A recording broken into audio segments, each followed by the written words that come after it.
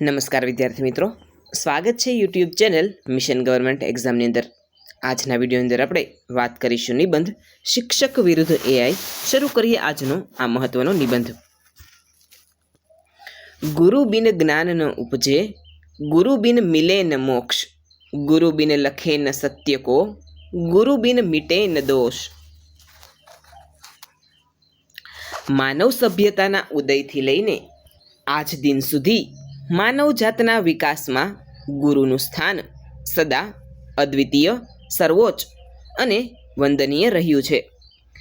આપણી પ્રાચીન ભારતીય ગુરુકુળ પરંપરાથી લઈને અર્વાચીન શાળાઓ સુધી ગુરુ માત્ર પુસ્તકોમાં લખાયેલા અક્ષરોનું જ્ઞાન આપનાર સામાન્ય વ્યક્તિ ન હતા, પરંતુ શિષ્યના સમગ્ર જીવનને યોગ્ય દિશા આપનાર, અજ્ઞાનના ગાઢ તિમિરને દૂર કરનાર અને સદ્ગુણોનું સિંચન કરનાર આધ્યાત્મિક અને નૈતિક માર્ગદર્શક રહ્યા છે। પરંતુ 21મી સદીમાં આધુનિક વિજ્ઞાન અને અદ્યતન ટેકનોલોજીના યુગમાં શિક્ષણ જગતમાં એક જબરદસ્ત પરિવર્તન આવ્યું છે।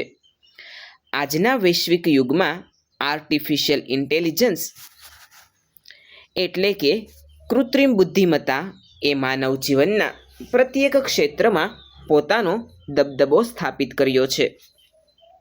આજે સ્માર્ટફોન, ઇન્ટરનેટ અને કમ્પ્યુટર એલ્ગોરિધમ્સ દ્વારા શિક્ષણ પદ્ધતિ સાવ બદલાઈ ગઈ છે। આ સંજોગોમાં સમગ્ર વિશ્વમાં એક ગંભીર અને ઊંડો સંવાદ શરૂ થયો છે કે શું આવનારા સમયમાં કૃત્રિમ બુદ્ધિમત્તા જીવંત શિક્ષકનું સ્થાન છીનવી લેશે? શું ભવિષ્યના વર્ગખંડોમાં લાગણીસભર માનવીય શિક્ષકની જગ્યાએ માત્ર રોબોટ્સ અને ચમકતી ડિજિટલ સ્ક્રીન્સ લઈ લેશે? આ પ્રશ્ન માત્ર વિજ્ઞાનનો નથી, પરંતુ માનવતા, સંવેદના અને શિક્ષણના મૂળભૂત અસ્તિત્વ સાથે સીધો જોડાયેલો છે। ટેકનોલોજીની દ્રષ્ટિએ આર્ટિફિશિયલ ઇન્ટેલિજન્સની શક્તિઓ, વિશેષતાઓ અને ઝડપ ખરેખર અકલ્પનીય અને ચમત્કારિક જણાય છે।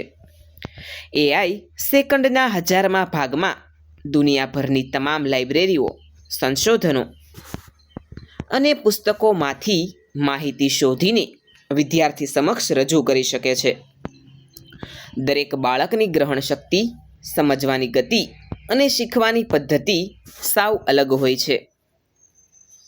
એઆઈ દરેક બાળકની અંગત ક્ષમતા મુજબ શિક્ષણ આપવાની સંપૂર્ણ ક્ષમતા ધરાવે છે।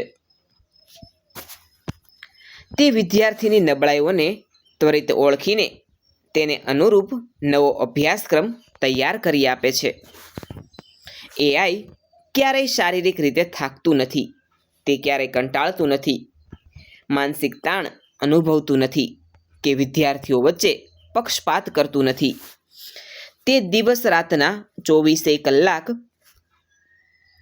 અને વર્ષના 365 દિવસ એક સરખા ઉત્સાહ અને સચોટતા સાથે ગણિતના અટપટા દાખલા ગણી શકે છે, વિજ્ઞાનના જટિલ પ્રયોગોનું 3D એનિમેશન બતાવી શકે છે અને પૃથ્વી પર બોલાતી સેંકડો ભાષાઓનું પળવારમાં ભાષાંતર કરી શકે છે। માહિતીના વિશ્લેષણ, ઝડપી પરિણામો અને સચોટ આંકડાકીય ડેટા આપવામાં એઆઈ એક ક્રાંતિકારી સાધન સાબિત થયું છે। સબ ધરતી કાગજ કરું, લેખની સબ બનરાય, સાત સમુંદર કી મસી કરું, ગુરુ ગુણ લિખા ન જાય। પરંતુ આ વિષયના ગહન તળિયે જઈને વિચારીએ ત્યારે સ્પષ્ટ સમજાય છે કે માહિતી આપવી અને જીવનલક્ષી સાચું જ્ઞાન આપવું એ બંને વચ્ચે જમીન આસમાનનો મોટો તફાવત છે। એઆઈ પુષ્કળ ડેટા અને માહિતીનો ભંડાર આપી શકે છે, પરંતુ તે માહિતીમાંથી જીવનનો સાચો વિવેક, નૈતિક મૂલ્યો, સંસ્કાર અને ડહાપણ પેદા કરવાની શક્તિ ફક્ત એક જીવંત શિક્ષક પાસે જ હોય છે। શિક્ષણ એ માત્ર માહિતીનો સંગ્રહ કરવાનો કે પરીક્ષામાં ઉત્તીર્ણ થઈને ડિગ્રી મેળવવાનો ભૌતિક માર્ગ નથી। શિક્ષણનો સાચો અને પવિત્ર ઉદ્દેશ્ય એક સંવેદનશીલ, ચારિત્ર્યવાન અને સજ્જન નાગરિકનું નિર્માણ કરવાનો છે. જ્યારે એક શિક્ષક વર્ગખંડમાં પ્રવેશે છે ત્યારે તે માત્ર નિર્જીવ વિષય વસ્તુ નથી ભણાવતા, પરંતુ પોતાના જીવનના સમૃદ્ધ અનુભવો, ઉચ્ચ આદર્શો અને જીવંત ઉર્જા વિદ્યાર્થીઓમાં સંક્રમિત કરે છે. શિક્ષક બાળકના ચહેરા પર છવાયેલી ઉદાસી, મનની મૂંઝવણ કે તેની અંદર રહેલા અજ્ઞાત ડરને માત્ર એક જ નજરમાં પારખી લે છે.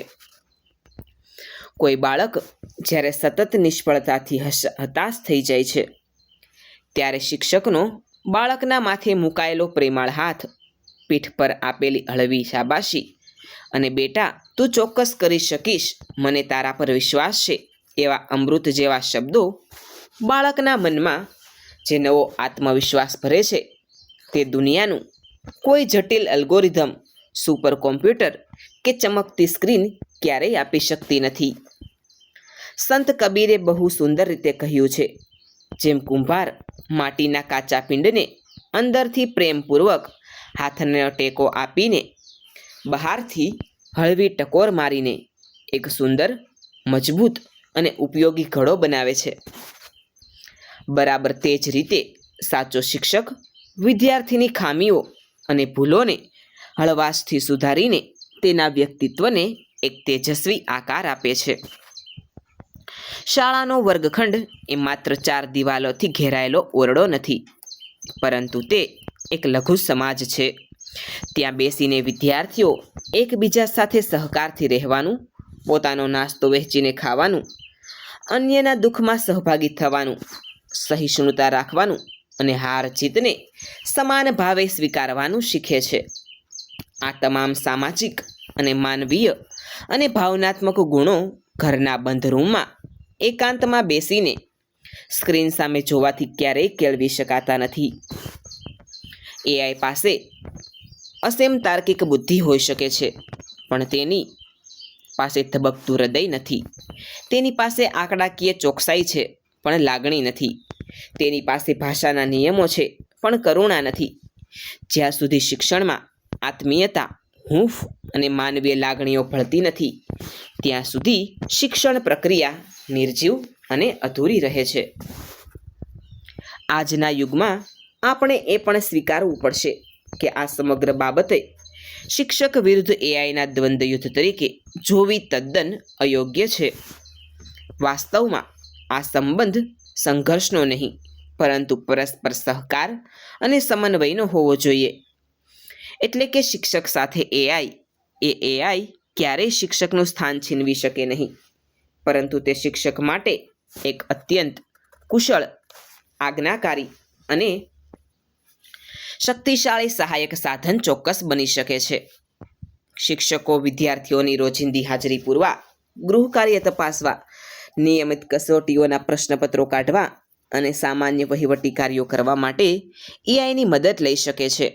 આમ કરવાથી શિક્ષકોનો પુષ્કળ કિંમતી સમય બચશે. તે બચેલા મૂલ્યવાન સમયનો ઉપયોગ શિક્ષકો વિદ્યાર્થીઓ સાથે આત્મીય વાર્તાલાપ કરવામાં, તેમની માનસિક સમસ્યાઓને દૂર કરવામાં, તેમની સુષુપ્ત શક્તિઓને બહાર લાવવામાં અને તેમના ચારિત્ર્યના નિર્માણમાં સાર્થક રીતે કરી શકશે. ટેકનોલોજી ભવિષ્યમાં ગમે તેટલી વિકસિત થઈ જાય, રોબોટ્સ ગમે તેટલા ભલે કુશળ બની જાય, છતાં માણસને સારો માણસ બનાવવાની કળા ફક્ત અને ફક્ત જીવંત ગુરુ પાસે જ સુરક્ષિત છે. એઆઈ એ માનવ મગજ દ્વારા કરવામાં આવેલી એક અદ્ભુત શોધ છે, પરંતુ એ માનવ મગજ અને ચેતનાને ઘડવાનું શ્રેય તો યુગોથી શિક્ષકના ફાળે જ જાય છે. ભવિષ્યના સર્વાંગી વિકાસ અને આદર્શ શિક્ષણ માટે આર્ટિફિશિયલ ઇન્ટેલિજન્સની બુદ્ધિમત્તા અને જીવંત શિક્ષકના પ્રેમાળ હૃદયનો સમન્વય થવો અનિવાર્ય છે. યંત્ર ગમે તેટલું ઉત્તમ હોય તો પણ તે માત્ર એક સાધન છે, સાધ્ય નહીં. શિક્ષણના આ પવિત્ર મહાયજ્ઞમાં ટેકનોલોજી માત્ર હવન સામગ્રી બની શકે છે, પરંતુ જ્ઞાનની શાશ્વત જ્યોત પ્રગટાવનાર મુખ્ય ઋષિ તો હંમેશા આપણા ગુરુ જ રહેશે. માનવજાતના ઇતિહાસમાં અને ભવિષ્યમાં પણ શિક્ષકનું ગૌરવશાળી સ્થાન સદાય અડગ, અમર અને અનિવાર્ય અને અપરિવર્તનશીલ જ રહેશે. વિદ્યાર્થી મિત્રો, આજનો વિડીયો આપને કેવો લાગ્યો છે તે નીચે કોમેન્ટ સેક્શનની અંદર જરૂરથી જણાવજો. આવા જ એક અન્ય નવા વિડીયો સાથે આવતીકાલે ફરીથી મળીશું. Thanks for watching.